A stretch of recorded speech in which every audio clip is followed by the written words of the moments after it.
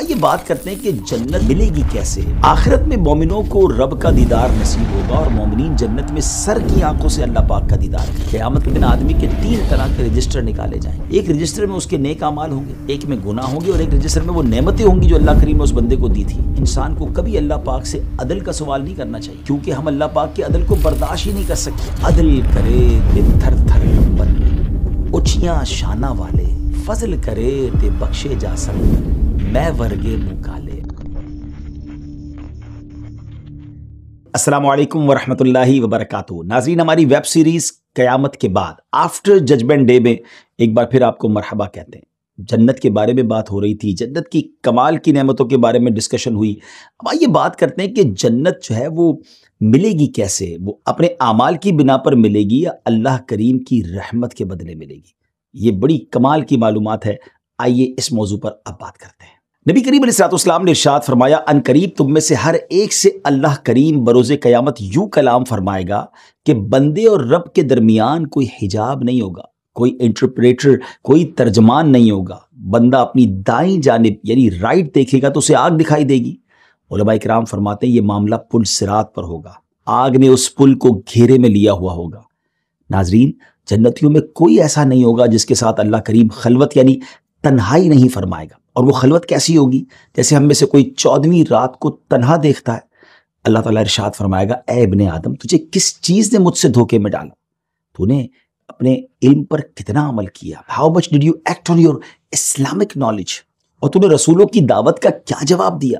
حضرت ابو ہریرہ رضی اللہ تعالیٰ عنہ بیان کرتے ہیں کہ بروز قیامت اللہ کریم بندے کو اپنے قریب فرمائے گا جیسا اس کی شان کے لائق ہے، اور اس کو اپنی رحمت پہ ڈھانپ کر تمام مخلوق سے چھپا دے گا۔ پھر اس پردے میں اس کا نامہ اعمال اسے دے گا اور بندے سے فرمائے گا اپنا نامہ اعمال پڑھ۔ بندہ اپنا نامہ اعمال پڑھتے ہوئے نیکی کے پاس سے گزرے گا تو اس کا چہرہ روشن ہو جائے گا، جب برائی کے پاس سے گزرے گا تو اس کا چہرہ سیاہ پڑ جائے گا۔ اللہ پاک بندے سے فرمائے گا، اے میرے بندے، کیا تو اسے پہچانتا ہے؟ وہ عرض کرے گا، ہاں میرے رب، میں اسے پہچانتا ہوں۔ اللہ پاک فرمائے گا، ہم نے یہ تیری نیکی قبول کر لی ہے۔ یہ سنتے ہی بندہ سجدے میں چلا جائے گا۔ اللہ پاک ارشاد فرمائے گا، اے ابن آدم، سر اٹھا، دوبارہ نامہ اعمال پڑھ، raise your head and read again your acts. وہ پھر برائی کے پاس سے گزرے گا تو اس کا چہرہ سیاہ ہو جائے گا، دل کانپ اٹھے گا۔ اللہ پاک اس سے فرمائے گا، اے میرے بندے، تو اسے پہچانتا ہے؟ عرض کرے گا، ہاں اے میرے رب، میں اسے پہچانتا ہوں۔ اللہ تعالیٰ ارشاد فرمائے گا، میں تیرے اس گناہ کو تجھ سے زیادہ جانتا ہوں، میں نے تیرے اس گناہ کو معاف کر دیا۔ چنانچہ وہ جب بھی کسی نیکی کے پاس سے گزرے گا اسے قبول کر لیا جائے گا تو وہ سجدے میں چلا جائے گا، اور جس گناہ کے پاس سے گزرے گا اسے بخش دیا جائے گا تو پھر سجدے میں چلا جائے گا۔ مخلوق فقط اس کو سجدے میں جاتے ہوئے دیکھے گی، حتیٰ کہ لوگ ایک دوسرے سے کہیں گے، اس شخص کے لیے تو خوشخبری ہے، اس نے کبھی اللہ تعالیٰ کی نافرمانی نہیں کی، جبکہ لوگ اس کے اور اللہ کریم کے درمیان ہونے والے معاملے سے بے خبر ہوں گے، حالانکہ اللہ پاک نے اس بندے کو اس کے اعمال پر آگاہ بھی کر دیا ہوگا۔ رہے غیر مسلم اور منافق، انہیں 100 لوگوں کے سامنے پکار کر کہا جائے گا، یہی وہ لوگ ہیں جنہوں نے اپنے رب پر جھوٹ باندھا، سنو، حد سے بڑھنے والوں پر اللہ کی لعنت ہے۔ نبی کریم علیہ السلام نے ارشاد فرمایا، اگر تم چاہو تو میں تمہیں بتا دوں کہ بروز قیامت اللہ کریم مسلمانوں سے سب سے پہلے کیا فرمائے گا اور سب سے پہلے مسلمان کیا عرض کریں گے؟ صحابہ کرام عرض گزار ہوئے، جی ضرور ارشاد فرمائیے۔ آپ نے فرمایا، بے شک اللہ پاک مسلمانوں سے فرمائے گا، کیا تم میری ملاقات کو محبوب رکھتے تھے؟ Did you love to meet me? مومنین عرض کریں گے، جی ہاں ہمارے رب۔ رب کریم فرمائے گا، کیوں؟ عرض کریں گے، ہمیں تیرے رحم اور تیرے عفو کی امید تھی۔ اللہ کریم ارشاد فرمائے گا، میری رحمت تمہارے لیے لازم ہو گئی۔ سبحان اللہ۔ ویورز، پیارے آقا علیہ السلام کے اس فرمان سے ہمیں یہ لیسن سیکھنے کو ملتا ہے کہ ہمیں اپنے دل میں اپنے رب سے ملاقات کا شوق رکھنا چاہیے، اور شوق ہو بھی کیوں نہ اس رب سے ملنے کا جس نے ہمیں اپنے پسندیدہ دین کا ماننے والا بنایا، بن مانگے ہمیں بے شمار نعمتیں عطا فرمائیں۔ اتنے احسانات کرنے کے باوجود ہماری غلطیوں، خطاؤں اور گناہوں پر ہم پر عذاب نازل نہیں فرماتا، بلکہ ہر وقت ہمارے لیے اپنی رحمت اور فضل کے دروازے کھلے رکھتا ہے۔ تو ایسے پیارے رب سے ملنے اور اس سے ملاقات کرنے کا شوق کیسے ایک بندہ مومن کے دل میں نہیں ہو سکتا؟ یہ تو تھی بات کلام کی، اب بات کرتے ہیں دیدار کی۔ یاد رہے کہ دنیا کی زندگی میں اللہ پاک کا دیدار نبی کریم علیہ السلام کے لیے خاص رہا۔ قلبی دیدار یا خواب میں یہ دیگر انبیاء کرام بلکہ اولیاء کرام کے لیے بھی حاصل ہے۔ شیخ عبداللہ محدث دہلوی رحمۃ اللہ تعالی علیہ فرماتے ہیں کہ دنیا میں خواب میں دیدار الہی ہو سکتا ہے، بلکہ ہوا بھی ہے۔ ہمارے امام اعظم امام ابو حنیفہ رضی اللہ تعالیٰ اس نعمت سے مشرف ہوئے ہیں۔ علامہ علی قاری رحمۃ اللہ تعالی علیہ نے حکیم ترمذی وغیرہ کے بارے میں لکھا کہ وہ خواب میں اللہ پاک کے دیدار سے مشرف ہوئے۔ آخرت میں مومنوں کو رب کا دیدار نصیب ہوگا اور مومنین جنت میں سر کی آنکھوں سے اللہ پاک کا دیدار کریں گے، لیکن یہ دیدار جہت، مکان یعنی ڈائمنشن، ڈائریکشن، مکان اور شکل و صورت سے پاک ہوگا۔ رسول کریم علیہ الصلوۃ والسلام نے فرمایا کہ اللہ تعالیٰ کے نزدیک سب سے بڑے مرتبے کا جنتی وہ شخص ہوگا جو صبح و شام دیدار الہی سے مشرف ہوگا۔ اس کے بعد پیارے آقا علیہ الصلوۃ والسلام نے یہ آیت کریمہ تلاوت فرمائی، وجوہ یومئذ ناظرہ الی ربہا ناظرہ، کچھ منہ اس دن تر و تازہ ہوں گے اپنے رب کو دیکھتے۔ اب ایک بڑا ہی انٹرسٹنگ واقعہ آپ کے ساتھ شیئر کرتا ہوں جس میں لرننگ کے لیے ایک بہت امپورٹنٹ پوائنٹ بھی ہے۔ آپ یہ سوچیں گے کہ اگر ہم اپنی پوری زندگی بھی نیکیوں والے کام میں گزارے تو کتنی نیکیاں کر لیں گے؟ ذرا ایزیوم کیجئے نا، 50 سال، 60 سال، زیادہ سے زیادہ 100 سال۔ آپ کو معلوم ہے قیامت میں ایک شخص آئے گا جس کے پاس 500 سال کی عبادت ہوگی۔ آئیے اس کا اپنے رب سے جو مکالمہ ہوگا نا وہ سنتے ہیں۔ حضرت جابر رضی اللہ تعالیٰ عنہ بیان کرتے ہیں کہ رسول اللہ صلی اللہ تعالیٰ علیہ وسلم ہمارے پاس تشریف لائے اور فرمایا، ابھی میرے خلیل حضرت جبرائیل میرے پاس سے گئے ہیں، انہوں نے مجھے بتایا اے محمد صلی اللہ علیہ وسلم، اس ذات کی قسم جس نے آپ کو حق کے ساتھ مبعوث فرمایا ہے، بے شک اللہ تعالیٰ کے ایک بندے نے سمندر میں موجود ایک پہاڑ کی 30 گز لمبی اور 30 گز چوڑی چوٹی پر 500 سال تک اللہ پاک کی عبادت کی۔ سمندر نے اس پہاڑ کو ہر طرف سے 4000 فرسخ تک گھیرا ہوا تھا۔ اللہ تعالیٰ نے اس بندے کے لیے انگلی برابر میٹھے پانی کا ایک چشمہ نکال دیا جس سے وہ پانی پھوٹ کر نکلتا تھا اور پہاڑ کی ڈھلان میں چلا جاتا۔ اللہ تعالیٰ نے اس کے لیے انار کا ایک درخت بھی پیدا فرما دیا تھا، اسے ہر شب ایک انار نکلا کرتا تھا جو اس کی دن بھر کی غذا ہوتا۔ جب شام ہوتی تو وہ وضو کے لیے نیچے اترتا اور وضو کر کے وہ انار کھا لیتا اور نماز کے لیے کھڑا ہو جاتا۔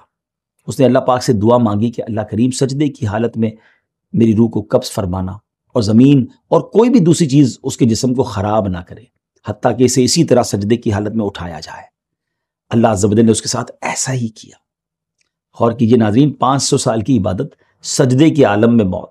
حضرت جبریل علیہ السلام نے بتایا جب ہم نیچے آتے اور دوبارہ آسمان کی طرف بلند ہوتے ہیں تو ہمارا گزر اس کے پاس سے ہوتا ہے۔ ہم اس شخص کے بارے میں جانتے ہیں کہ قیامت کے دن اسے اٹھایا جائے گا اور اللہ پاک کی بارگاہ میں اسے کھڑا کیا جائے گا۔ رب کریم اس کے بارے میں فرمائے گا میرے بندے کو میری رحمت سے جنت میں داخل کر دو۔ اب وہ بندہ عرض کرے گا اے میرے رب مجھے میرے عمل کی وجہ سے جنت میں داخل فرما۔ اللہ پاک فرشتوں سے فرمائے گا میں نے اپنے بندے پر جو نعمت کی ہے عمل سے اس کا مقابلہ کرو۔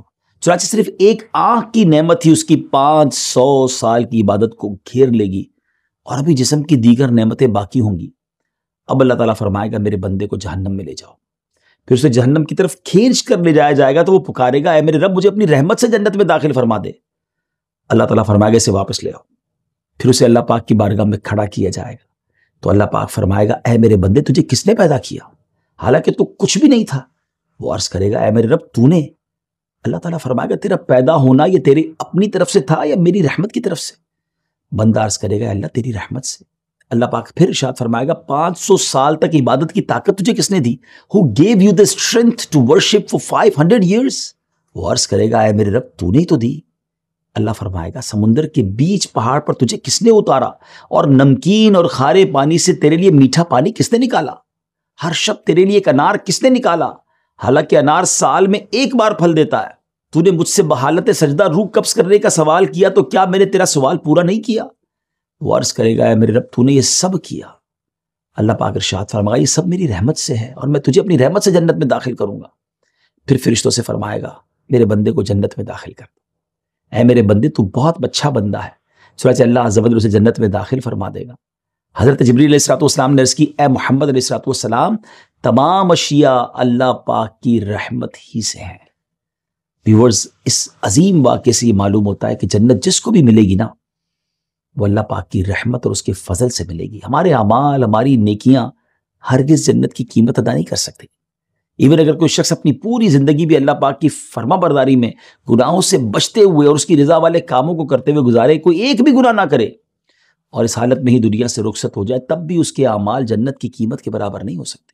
رب تعالیٰ صرف اس بات پر اس کی پکڑ فرما سکتا ہے کہ تم نے میری نعمتوں کا شکر ادا نہیں کیا، اس لیے تم جہنم کے مستحق ہو۔ اس کا مطلب یہ بھی نہیں کہ انسان نیکیاں ہی کرنا چھوڑ دے کہ معاذ اللہ نیکیوں کا کوئی فائدہ نہیں، ایسا نہیں۔ ہم نے کہا جنت رب کے فضل سے ملے گی، اور رب کا فضل یہ نیکیوں اور اچھے اعمال سے حاصل ہوگا۔ نیکیاں تو ضرور کریں، لیکن کبھی اپنی نیکیوں پر بھروسہ اور گھمنڈ نہ کریں، تکبر نہ کریں، کیونکہ انسان کچھ بھی کر لے، کتنی نیکیاں کیوں نہ کر لے، وہ اللہ پاک کی نعمتوں کا کما حق کہو شکر ادا کر ہی نہیں سکتا۔ کیوں؟ کہ قیامت کے دن آدمی کے 3 طرح کے رجسٹر نکالے جائیں گے۔ ایک رجسٹر میں اس کے نیک اعمال ہوں گے، ایک میں گناہ ہوں گے، اور ایک رجسٹر میں وہ نعمتیں ہوں گی جو اللہ کریم نے اس بندے کو دی تھی۔ اللہ پاک سب سے چھوٹی نعمت سے فرمائے گا بندے کے نیک عمل میں سے اپنی قیمت لے لے۔ وہ ایک نعمت اس کے نیک اعمال کو گھیر کر ایک طرف کو ہو جائے گی اور عرض کرے گی تیرے عزت کی قسم مجھے میرا پورا حق نہیں ملا ہے، اب تو گناہ ہی گناہ رہ جائیں گے نا، اور دیگر نعمتیں بھی باقی ہوں گی، جبکہ نیک عمل تو سارا جا چکا ہوگا۔ جب اللہ کریم بندے پر رحم کرنے کا ارادہ فرمائے گا تو ارشاد فرمائے گا اے میرے بندے، میں نے تیرے لیے تیری نیکیوں کو دگنا کر دیا ہے اور تیرے گناہوں سے درگزر فرما دیا ہے۔ راوی کہتے ہیں میرے گمان کے مطابق نبی پاک علیہ الصلوۃ والسلام نے یہ بھی فرمایا تھا کہ اللہ پاک یہ بھی فرمائے گا اور میں نے اپنی نعمتیں تجھے تحفے میں دے دی ہیں۔ ایسا کریم ہے ہمارا مولا، اس کا شکر ادا کیجیے۔ اپنی نیکیوں پر کبھی بھی سیٹسفیکشن یا ذرا کوئی پراؤڈ نہیں ہونا چاہیے، بندہ اللہ کی رحمت کو پکارتا رہے۔ ناظرین اس پوائنٹ کو تھوڑا لاجیکلی سمجھیے۔ اگر کسی نعمت کا شکر ادا انسان کرتا ہے تو یہ بتائیے کہ شکر کرنا کیا ہے؟ یہ بھی تو ایک نعمت ہے نا، اللہ پاک کی کسی نعمت پر اس کا شکر ادا کرنا یہ بھی اللہ پاک کی نعمت ہے۔ تو اب یہ جو نعمت ملی اس کا شکر کیسے ادا کیا جائے؟ یہ بھی اللہ کی نعمت ہو جائے گی۔ تو اس کا شکر تو یہ ہے کہ اس پاک پروردگار کا اپنے بندوں پر نعمتوں کا ایسا سلسلہ ہے جو کبھی ختم نہیں ہو سکتا۔ تو پتہ یہ چلا کہ اگر اللہ پاک کسی کی پکڑ فرماتا ہے، کسی کو سزا دیتا ہے، عذاب دیتا ہے، تو یہ اس کا عدل ہے، اور اگر کسی کو جنت عطا فرماتا ہے تو یہ اس کا فضل ہے اور اس کی رحمت سے۔ یہی وجہ ہے کہ علماء کرام فرماتے ہیں انسان کو کبھی اللہ پاک سے عدل کا سوال نہیں کرنا چاہیے، اے اللہ میرے ساتھ عدل فرما کسی معاملے میں، کیونکہ ہم اللہ پاک کے عدل کو برداشت ہی نہیں کر سکتے۔ کسی خاص معاملے میں آپ اللہ پاک سے عدل کا تقاضا کر رہے ہیں، کیا پتہ آپ کے ساتھ جو ہو رہا ہے وہی آپ کے لیے عدل ہے، تو ہمیں عدل نہیں، ہمیں اللہ کی رحمت پکارنی ہے۔ کیا پتہ میرے کسی گناہ کی سزا ہو جو میرے لیے مشکل آئی اور یہ عین عدل ہو، تو آلویز اللہ کی بارگاہ میں رحم اور فضل کا سوال کرنا ہے۔ بڑا پیارا شعر ہے نا پنجابی کا، عدل کرے تے تھر تھر کمبن اچیاں شانہ والے۔ اے اللہ اگر تو عدل کرنے پر آئے تو بڑی بڑی شان والے کانپنے لگیں گے۔ عدل کرے تے تھر تھر کمبن اچیاں شانہ والے، فضل کرے تے بخشے جاسن میں ورگے منہ کالے۔ اے اللہ جب تو فضل فرمائے تو مجھ جیسے گناہگار بھی بخشے جائیں گے۔ تو فضل ہی چاہیے، رحمت ہی چاہیے۔ اللہ کریم سے ہم دعا کرتے ہیں اللہ قیامت کے دن ہمارے عیبوں کو چھپا کر اپنی رحمت سے، اپنے فضل سے ہم سب کو داخل جنت فرمائے۔ ناظرین ہماری ویب سیریز اب اختتام پذیر ہو رہی ہے۔ قیامت کے بعد کیا کیا ہوگا ہم نے سنا، پلیز صرف انجوائمنٹ کے لیے نہیں سننا، اسے دلچسپی کے لیے اور واقعات کے لیے نہ سنیں۔ اس قیامت کے دن کو ہم سب نے دیکھنا ہے، ایسا نہیں ہوگا کہ کوئی اس کو بائی پاس کر جائے گا۔ وی ہیو ٹو سی، ہم سب کو قیامت کا دن ایکسپیرینس کرنا ہے۔ اس دن سختی بھی ہوگی، اس دن رحمت بھی ہوگی، اس دن پیاس بھی ہوگی تو حوض کوثر بھی ہوگا، اس دن گرمی بھی ہوگی تو اللہ کے عرش کا سایہ بھی ہوگا۔ پل صراط سے لوگ کٹ کر جہنم میں گر بھی رہے ہوں گے تو کچھ بجلی کی طرح گزر بھی رہے ہوں گے، کچھ جہنم میں جا رہے ہوں گے تو کچھ کو جنت کا پروانہ بھی مل رہا ہوگا، کچھ جہنم کا عذاب سہ رہے ہوں گے تو کچھ جنت میں انجوائے کر